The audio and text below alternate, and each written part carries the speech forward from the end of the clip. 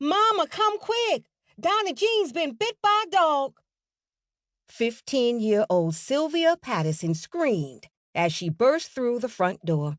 Her hat had fallen off, she'd lost a snow boot someplace back on the sidewalk, and her breath escaped in short, harsh gasps. Sylvia had never been so scared in her life. Her Aunt Bessie hurried up the steps behind her, struggling with the weight of the sobbing, shrieking 8-year-old in her arms. She paused on the porch to adjust the child's weight and to try to quiet her a bit. Shh, shh, shh, child. It's gonna be all right. Your mama's gonna make it all better real soon. We're at your house now. That's a girl. Be brave now. Shh, shh, shh.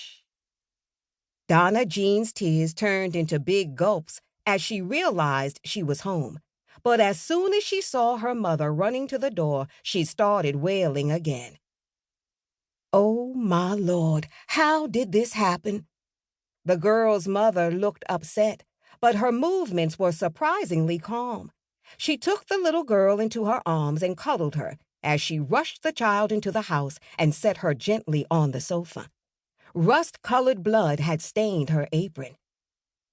It was one of Mr. Crandall's big old hound dogs, Mama. He came out of nowhere and just grabbed her leg, Sylvia cried.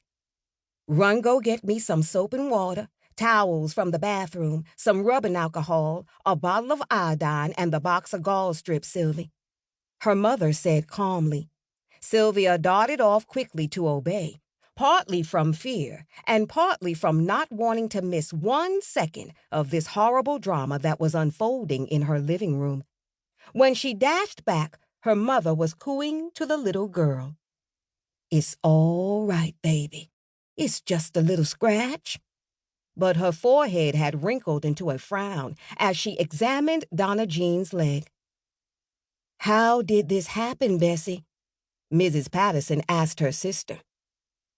Aunt Bessie sighed deeply as she took the alcohol and bandages from the still trembling Sylvia. I feel like it's my fault, Leola. But how was I to know that Crandall's fool dogs were loose? The girls were just waiting for me by the fence, and the dog tore around the corner like a train off the track. He wrapped his jaws around her leg before I could turn around. Oh, Lord! She put her head in her hands. Every colored person in Little Rock, Arkansas knew all about the Crandall family and their vicious dogs.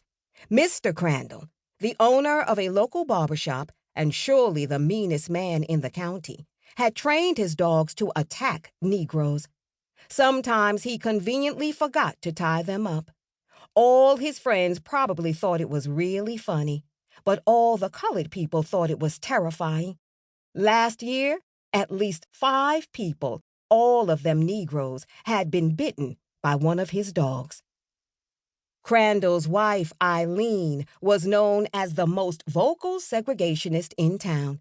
She and her friends, all of whom wore cat-eye-shaped glasses, Sylvia had noticed, protested vocally when the buses, the police force, and the university had been integrated. They had recently formed something called the Mothers Coalition to prepare for protesting against possible school integration. The Crandalls had 2 teenaged children, a thick-shouldered, crew-cut-wearing son named Johnny, who was an outstanding player on the Central High football team, and a thin, pale daughter named Callie, who mirrored her mother in looks and attitude. Sylvia and the rest of her friends walked to school the long way rather than go past the Crandalls' house.